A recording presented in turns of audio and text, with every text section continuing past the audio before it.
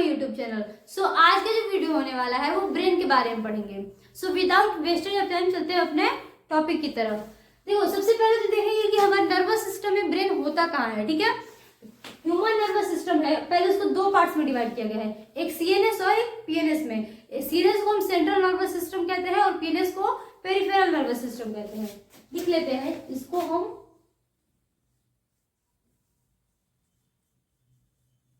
Central nervous system है, और जो हमारा पीएनएस है इधर दिखता नहीं है, लेकिन इसका नाम समझ लो कि पीएनएस मतलब पेरिफेरल नर्वस सिस्टम होता है। लिख देती हूँ,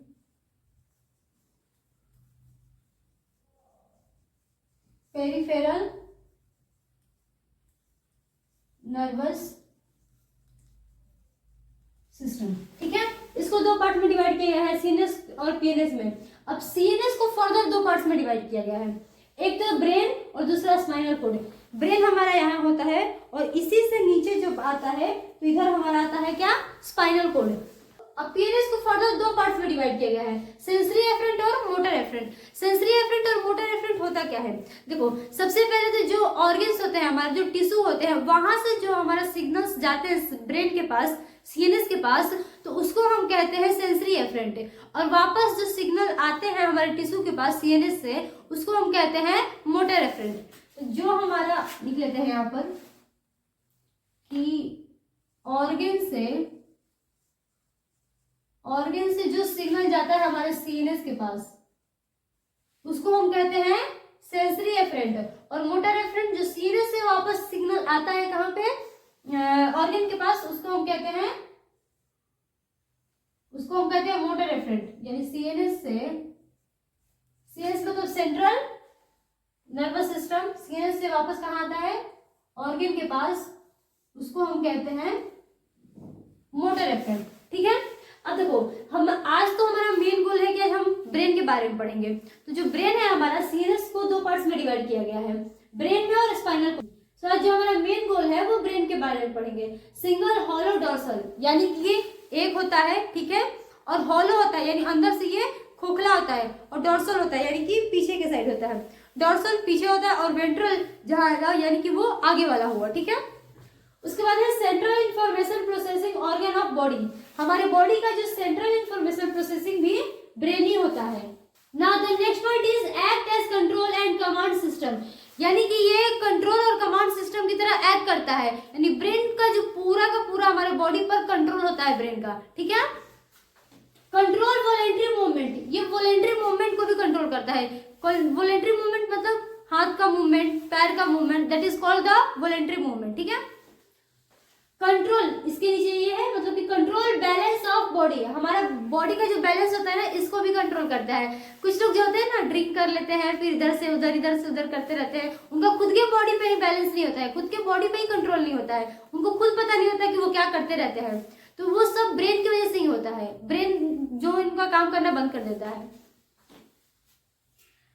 control functioning of internal organs, most important, जो हमारा इंटरनल ऑर्गन्स होते हैं इसको भी कंट्रोल करता है, यानी कब क्या चेंजेस होने हैं हमारे बॉडीज में, सारा का सारा कंट्रोल हमारे ब्रेन के पास होता है। मुखिया है ये घर का। ठीक है, थर्मोरेगुलेशन, हंगर, थ्रस्ट, मतलब जो हमारे बॉडी का टेम्परेचर होता है, हंगर यानी कि जो भूख लगती है, प्यास लगती है, ये सारा का सारा कंट्रोल हमारे ब्रेन के पास होता है। Processing of hearing, vision, speech, memory, intelligent, emotion, thoughts, etc, जो भी हमारे प्रोसेसिंग में होते हैं, जैसे कि हमारा हियरिंग हुआ, सुनने की कैपेसिटी, विजन देखने की जो कैपेसिटी हुई, स्पीच बोलने की कैपेसिटी। देखो कुछ लोग इतने बहुत फ्रिक्वेंटली बोल लेते हैं और कुछ लोग का जो सेल्फ कॉन्फिडेंस होता है बहुत कम होता है। सारा का सारा बोलना, जो भी इंट्रोवर्ट एक्सट्रोवर्ट जो भी लोग होते हैं, सारा का सारा कंट्रोल हमारे किसके पास होता है, ब्रेन के पास होता है। मेमोरी, कुछ लोग को बहुत टाइम तक याद रहता है कोई भी बात, और कुछ लोग बहुत जल्दी भूल जाते हैं। ठीक है, तो मेमोरी का भी जो कैपेसिटी होता है ना, वो ब्रेन के पास ही होता है। इंटेलिजेंट, कुछ बहुत स्मार्ट होते हैं और कुछ लोग बहुत डम होते हैं। इमोशन, कहते हैं ना कि इमोशन जो है हार्ट से रिलेटेड है, नहीं, इमोशंस को भी कंट्रोल किसके पास है, ब्रेन के पास ही है। ठीक है, थॉट्स, हम सोचते क्या है, ये सारा का सारा जितने भी हमारे emotion, feelings, thoughts, intelligent, speech, control, सारा कंट्रोल किसके पास है, ब्रेन के पास है। ठीक है, control activity सर्वल endocrine gland, endocrine gland को भी कंट्रोल करता है। इंडोक्राइन ग्लैंड मतलब जिसके पास जो डक्टलेस होता है, इंडोक्राइन ग्लैंड में बता देते हैं जो डक्टलेस होता है, हार्मोन सीक्रेट करता है लेकिन उसके पास डक्ट नहीं होता है। सीक्रेट हार्मोन, सीक्रेट हार्मोन और विदाउट डक्ट, ठीक है। इस इंडोक्राइन ग्लैंड यानी वो ऐसा ग्लैंड है जो कि हार्मोन तो सीक्रेट करता है लेकिन इसके पास डक्ट नहीं होता है, ठीक है। कंट्रोल ह्यूमन बिहेवियर्स, यानी ह्यूमंस का जो बिहेवियर्स होता है ना वो भी कंट्रोल करता है हमारा ब्रेन ही। कुछ लोग नहीं होते हैं कि कहते हैं कैसे बिहेव कर रहे हो, दिमाग काम नहीं कर रहा है क्या, दैट मीन्स कि वही दिमाग जो होता है वो कंट्रोल होता है हमारे बिहेवियर पर, कि कब कैसे बिहेव करना चाहिए वो हमें पता होना चाहिए। जानवर नहीं होते हैं कभी भी कैसे भी बिहेव करते हैं, तो उनके पास, कुछ जानवरों के पास तो दिमाग होता ही नहीं है और कुछ के पास होता है तो बहुत कम होता है, ठीक है। आप एनिमल किंगडम पढ़ोगे तो आपको समझ आएगा। उसके बाद है प्रोटेक्ट बाय स्कल। स्कल यानी कि जो हमारा ब्रेन है वो स्कल से प्रोटेक्ट किया गया है, और स्कल यानी कि क्रेनियम उसको कहते हैं, उसका नाम है, या फिर हम उसको ब्रेन बॉक्स कहते हैं, ठीक है। प्रोटेक्ट बाय स्कल क्रेनियम होता है या फिर वो ब्रेन बॉक्स होता है। देखो यही है हमारा क्रेनियम, ये हुआ हमारा ब्रेन, देखो नीचे वाला ना, ये वाला ऐसे जो है ये वाला हमारा ब्रेन हुआ, और ये जो है हमारा ये है क्रेनियम, ठीक है। देखो अब क्रेनियम ये नहीं कि एक ही लेयर होता है और वो प्रोटेक्ट करता है हमारे ब्रेन को, नहीं, बहुत सारे लेयर्स होते हैं जो कि अगर कोई शॉक लगता है या फिर कहीं गिर जाते हैं तो बहुत हद तक वो क्या करता है, बचाने की कोशिश करता है, ठीक है। उसको शॉक एब्जॉर्बर कहते हैं, इसमें दिया होगा, ठीक है। देखो सबसे पहले तो जो क्रेनियम है, क्रेनियम के नीचे बिल्कुल अटैच टाइप का रहता है, उसको हम ड्यूरा मैटर कहते हैं, ठीक है। और ये सबसे आउटर वाला लेयर होता है, तो हम इसको लिख सकते हैं कि आउटर मोस्ट लेयर, ये क्या है, आउटर मोस्ट लेयर है, ठीक है। उसके बाद जो सेकंड होता है जिसको हम आर्किनोइड मैटर्स कहते हैं, तो ये हमारा क्या हो गया, मिडिल वाला, मिडिल लेयर।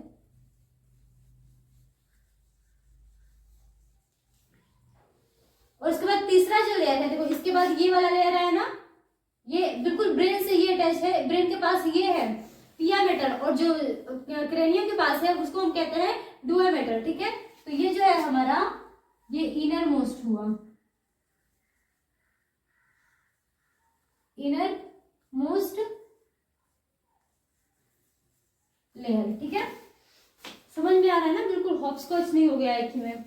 ये हुआ हमारा क्रेनियम, क्रेनियम से बिल्कुल अटैच जो है उसको हम कहते हैं ड्यूरा मैटर, जो कि बहुत, क्रेनियम है ना, क्रेनियम के बाद है तो ये सबसे बाहर है, तो ये हुआ हमारा आउटर मोस्ट लेयर। उसके बाद जो आता है वो है हमारा सेकंड वाला जिसको मिडिल लेयर कहते हैं, वो आर्किनोइड मैटर्स हुआ। एंड थर्ड होता है जो कि बिल्कुल ब्रेन के पास होता है, वो होता है पिया मैटर, जो कि इसको हम इनर मोस्ट लेयर कहते हैं। देखो अब इसके अंदर ना जो हमारा मान लो फर्स्ट लेयर है तो बिल्कुल अटैच सेकंड लेयर नहीं है, उसके बीच में स्पेस है कुछ, तो बस स्पेस को कैसे कहते हैं, देखो जो ड्यूरा मैटर है ना उसके और जो हमारा आर्किनोइड मैटर्स है उन दोनों के बीच का जो स्पेस है उसको हम सब ड्यूरल स्पेस कहते हैं। बता दूं कैसे याद करना है, देखो एक तो ये दोनों के बीच में स्पेस है तो इसका नाम स्पेस हुआ, ठीक है, सब अब याद को तो करना पड़ेगा ही। और ड्यूरल जो है ये ड्यूरा मैटर से, ड्यूरा मैटर से ड्यूरल याद कर लो, ठीक है, और सब ड्यूरल हो गया, और स्पेस तो स्पेस है ही, तो जो हमारे ड्यूरल मैटर और आर्किनोइड मैटर्स के बीच का जो स्पेस होता है उसको हम सब ड्यूरल स्पेस कहते हैं, ठीक है। और उसके बाद जो हमारा सेकेंड जो लेयर आता है आर्किनोइड मैटर्स, उसके और जो नीचे वाला है हमारा पिया मैटर जो कि ब्रेन से बिल्कुल अटैच है वो, और उसके और दोनों के बीच का जो स्पेस होता है उसको हम सब आर्किनोइड स्पेस कहते हैं। आर्किनोइड्स के बाद है तो आर्किनोइड स्पेस, ठीक है, और ड्यूरा मैटर्स के बाद है तो सब ड्यूरल स्पेस, ठीक है। सीएसएफ, सब आर्किनोइड स्पेस में सीएसएफ होता है, यानी सेरेब्रोस्पाइनल फ्लूइड होता है। ये क्या करता है, ऐसा तो है नहीं कि हमारा ब्रेन ऐसे ही काम करेगा, इसको भी ऑक्सीजन की जरूरत पड़ती है, न्यूट्रिएंट्स की जरूरत पड़ती है। जो सीएसएफ क्या होता है ना, ये सप्लाई करता है ऑक्सीजन और न्यूट्रिएंट्स हमारे ब्रेन को, और इसमें जितने भी हमारे CO2 होते हैं उसको ब्रेन से रिमूव करता है। Supply nutrients oxygen to brain, ठीक है, न्यूट्रिएंट्स और ऑक्सीजन ब्रेन को सप्लाई करता है। और ये क्या करता है, रिमूव वेस्ट CO2, जितने भी हमारे CO2 वेस्ट होते हैं ना उस सबको बाहर निकालता है। एक्ट एज शॉक एब्जॉर्बर, मतलब जैसे हम चोट लगती है ना तो बहुत हद तक क्या होता है ना कि सीएसएफ की वजह से एब्जॉर्ब हो जाती है चोट, क्योंकि बहुत ज्यादा चोट लगती है तब जाके हमारे दिमाग में चोट लगती है, क्योंकि प्रोटेक्ट करने के लिए देखो कितने सारे लेयर्स है ना। स्केल तो एक थोड़ा हार्ड टाइप का होता है। अब देखो ह्यूमन पार्ट्स को ना 3 पार्ट्स में डिवाइड किया गया है, forebrain, midbrain, hind brain. Forebrain मतलब जो फोर मतलब आगे वाला होता है ना, तो आगे वाले पार्ट्स को हम कहते हैं फोरब्रेन। उसके बाद जो बीच वाला पार्ट्स होता है उसको हम कहते हैं मिड ब्रेन, और जो सबसे लास्ट वाला पार्ट्स होता है उसको हम कहते हैं हाइंड ब्रेन। देखो ह्यूमन ब्रेन को 3 पार्ट्स में डिवाइड किया गया है, फोरब्रेन, मिड ब्रेन और हाइंड ब्रेन। तो देखो फोरब्रेन को भी फर्दर 3 पार्ट्स में डिवाइड किया गया है। ऐसे तो ह्यूमन ब्रेन है, ठीक है, उसको 3 पार्ट्स में डिवाइड किया गया है, फोरब्रेन, मिड ब्रेन और हाइंड ब्रेन। अब फोरब्रेन को 3 पार्ट्स में डिवाइड किया गया है, उसके बाद मिड ब्रेन को भी 2 पार्ट्स में डिवाइड किया गया, और उसके बाद जो तीसरा है हाइंड ब्रेन उसको भी 3 पार्ट्स में डिवाइड किया गया है, ठीक है। देखो इसमें पहला क्या है, सेरिब्रम, उसके बाद दूसरा है डायसेफ्रॉन, तीसरा जो है ओल्फैक्टरी लॉब्स। फोरब्रेन में सबसे ज्यादा पार्ट्स पता है किसका होता है, सेरिब्रम का होता है। ये सबसे ज्यादा फोरब्रेन में ही क्या पूरे ब्रेन के जो पार्ट्स होते हैं सबसे बड़ा पार्ट जो होता है वो फोरब्रेन का ही होता है, तो लार्जेस्ट पार्ट कह देंगे इसको। लिखू कहाँ,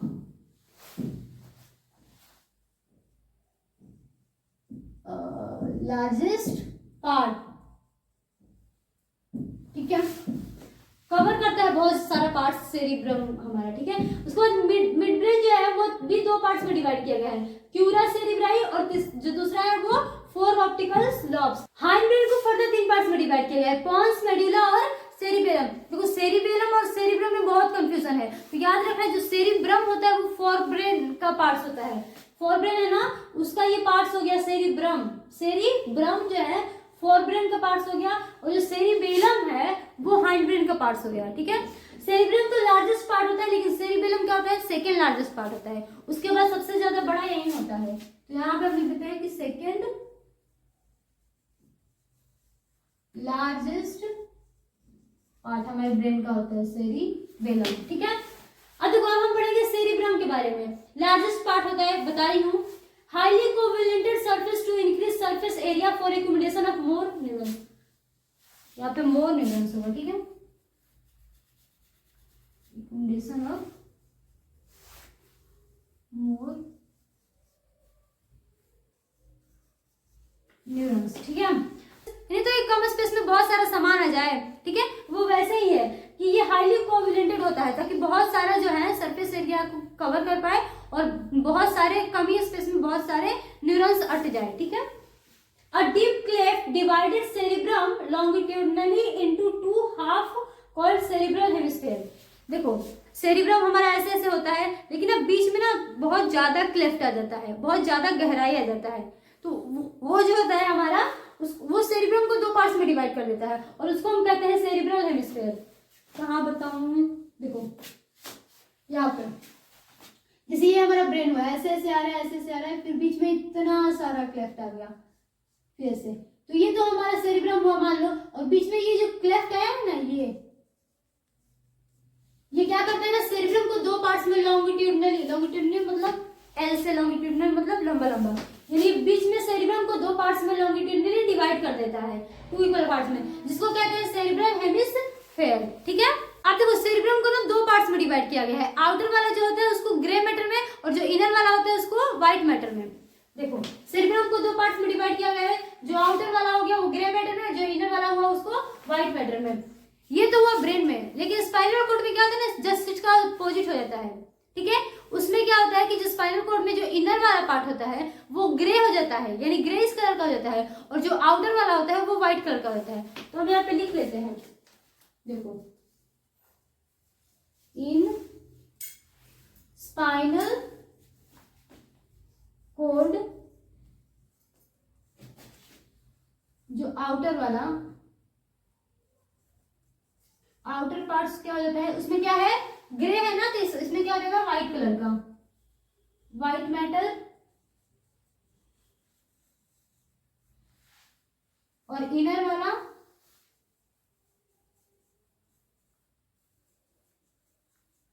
ग्रे मैटर,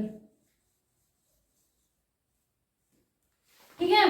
अब देखो लॉब के बारे में पढ़ेंगे, frontal lobe, parietal lobe, occipital lobe और टेम्पोरल लॉब। फ्रंटल लॉब जिसका अच्छा होता है ना, उसका स्पीच एरिया अच्छा होता है, यानी वो बोलने में बहुत ज्यादा अच्छा होता है, डिसीजन मेकिंग भी उसकी अच्छी होती है, उसको पता होता है कि क्या गलत है क्या सही है, वो अच्छे से डिसीजन ले सकता है। क्रिएटिविटी होता है उसमें, बहुत ज्यादा क्रिएटिविटी होता है, इंटेलिजेंट भी होता है। अब बताओ जिसका स्पीच एरिया अच्छा है, डिसीजन मेकिंग अच्छा है, क्रिएटिविटी अच्छा है, वो इंटेलिजेंट नहीं होगा, ठीक है। तो वो ये सारा होता है। अब जिसका पेराइटल लोब अच्छा हो गया, उसका touch, pressure, pain, hot, cold, reading, understanding, language test, ये सब अच्छा होता है। यानी कि टच जो भी अगर हल्का सा भी टच किया ना तो उसको फील हो जाता है कि हाँ किसी ने टच किया है। प्रेशर का भी, pain, hot, cold, reading, understanding, language test. Understanding language यानी लैंग्वेज समझने की कैपेसिटी बहुत अच्छी होती है, टेस्ट भी बहुत अच्छे से समझ लेता है, ठीक है। उसके बाद है ओसिपिटल लब्स। ओसिपिटल लब्स के लिए यहाँ पे जगह नहीं था तो मैं यहाँ पे लिखी हूँ, और इसका बस एक ही काम है, विजुअल इनपुट, यानी ये देखने में अच्छा होता है। उसके बाद है टेम्पोरल। टेम्पोरल लोब क्या होता है, इसका नाम ही है कान से, टेम्पोरल मतलब कान, और ये कान के पास है तो ये क्या करेगा, सुनने के कैपेसिटी इसका अच्छा रहेगा। तो ये क्या है, ऑडिटरी इनपुट और ऑल्फैक्टरी लोब से, ठीक है। आई थिंक आपको समझ में आया होगा। If you like this video please subscribe to my channel. Thank you for watching.